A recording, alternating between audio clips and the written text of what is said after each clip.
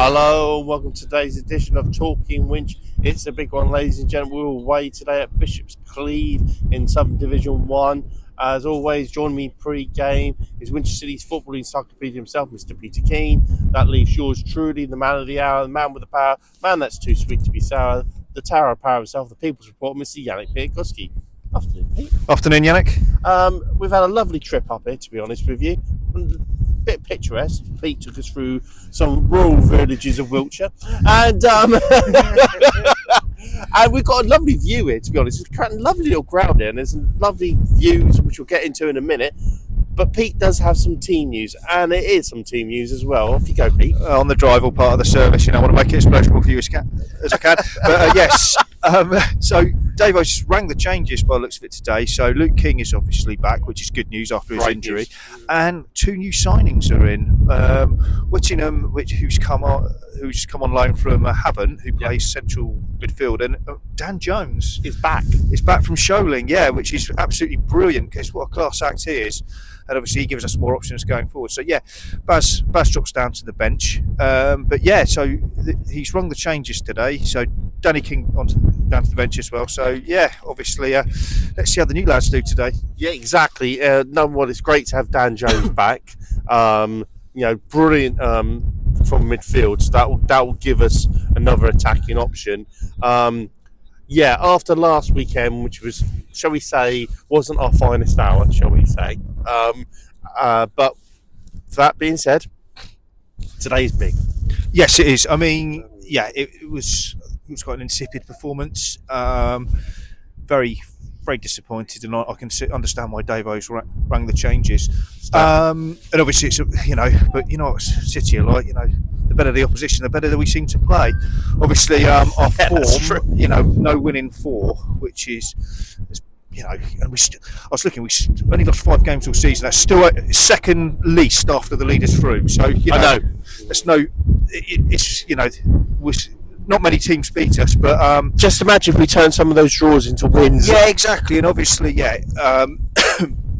today is big, as you say, because Bishops Cleeve are 3 points behind us, but they've got 2 games in hand. So they could, if we could win today, that sort of swing they have would sort of be eliminated, if you see what I mean. But I do remember coming here 10 years ago, and the legendary Andy Forbes got us an equaliser, and that was the season when we finished 5th and unfortunately lost to Banbury in the playoffs. But I was thinking about it. I always say, and it is a bit cliche, every game's hard in this league, but I remember, I've been watching City for consistently 22 years, and when we first got in this league, there was a lot more of a big gap between the top teams and the bottom teams. Now it's closed. It feels like anybody can beat anybody on their day, and I remember those days we bobbed between the Wessex and this division, and now we're sort of bobbing between this division and the Prem. So that proves how far the club's come under Davo as well. So it's again better opposition in this league, and today it's going to be a tough test, but it wouldn't surprise me if City got something, because I know that's what we're like. But we'll see. Anyway, we're going to talk about something a little bit different now, ladies and gentlemen. Bishops Cleeve today are wearing a purple kit, change of kit, and me and Pete today found out the reason why they're doing that. Absolutely fantastic. Holly's Guard, which raises awareness for domestic abuse. 1 in 4 women are affected, 1 in 6 men, and Holly's dad is actually in there, the guy who started it, and he lost his daughter due to a violent partner. So very, very sad, but it's brilliant to see that he's done something positive and set up this app and this organisation, which gets no government funding, so it relies on donations, but they do an absolutely brilliant job, and it's something close to my heart. So well done, guys. Keep up the good work. I second that, and it's probably no mean you both made little donations towards their to keep them going. I hope that everything goes well for them on that front, and well done to Bishops Cleeve for supporting it. So that's absolutely. But anyway, back to the football. Big game as well, as we said today. Incomparable Rob Conway is here in his bucket hat.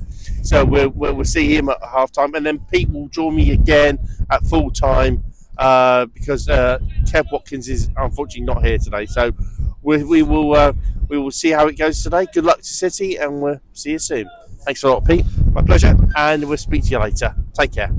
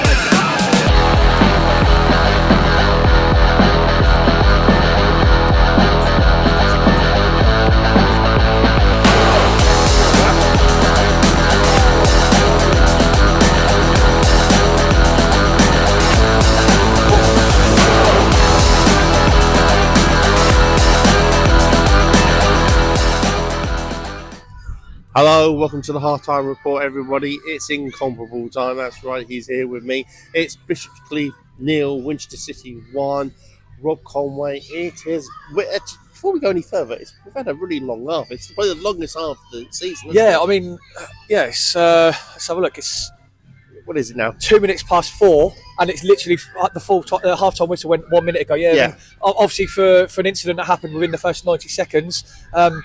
Ball's come across, and Conor Whiteley, I'm not going to do it on camera, but he's gone up to control the ball. His foot's up here, and he's gone in for a header. And they've obviously collided. The guy's obviously got a bandage on his head, and there's blood everywhere. He's clearly made contact with him. Yeah. But the guy was behind him when he's got put aside. The ref's given a yellow card, which I probably think is even a little bit harsh. It's like he's got to go for the ball. Exactly. He's got, but their bench have been screaming for a red card. I didn't realise that Bishops Cleeve had their own Southern League VAR, because when I walked past, there was some women screaming, going, "Oh, I've got it on video!" Honestly, so that kind of sums up that first 90 seconds has kind of summed up the rest of the game so far. And but saying that, today Winchester have been so much better than we were last week. Yeah, definitely. It's been a brilliant performance. I mean, look, obviously, you've got your hood on, and I just took one off, but I should have kept it on because it's miserable and pissing down. It's a horrible, horrible day. But yeah, on the pitch, it's been brilliant. The guys are giving everything. And 1-0 up. Conor Whiteley, what a finish. Flick from a corner. Like the corner's coming, he's literally like facing away, flicked it in, and it's one of those ones that hits the stanchion at the exact point. Crossbar and post at the same time, and then just drops inside the goal. You couldn't put a finish better. No, unless the keeper has literally stood on the post with his hands in the air. He obviously didn't get anywhere near it. And they've had a half chance. Like Tommy made a good save with his feet. But yeah, it's definitely all been done this end. And yeah,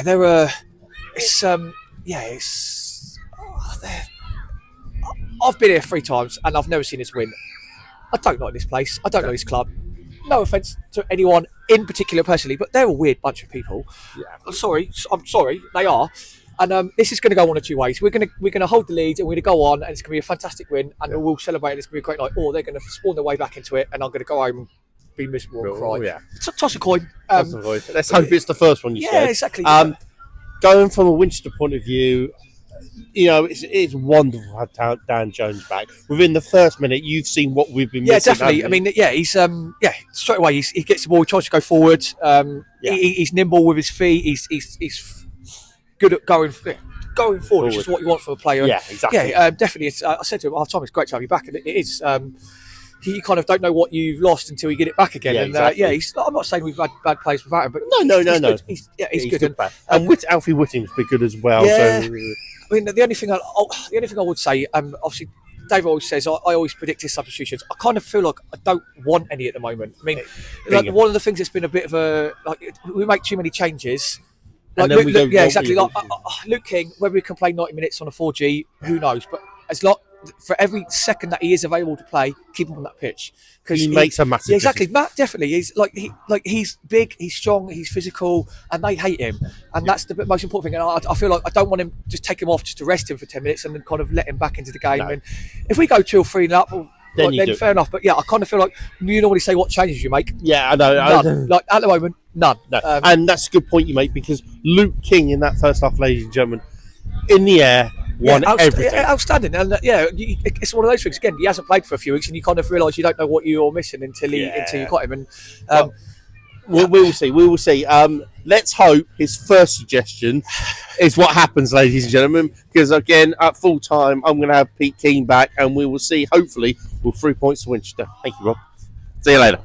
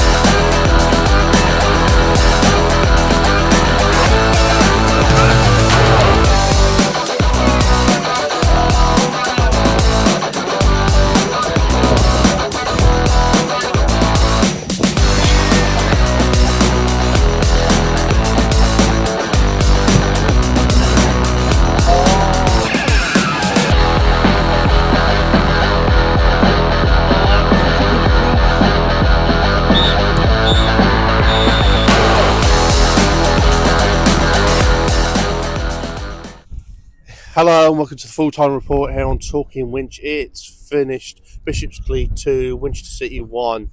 Oh, football, bloody hell. Pete, how the hell have Winchester City lost a game today that they were so in control of? I don't know. No, exactly.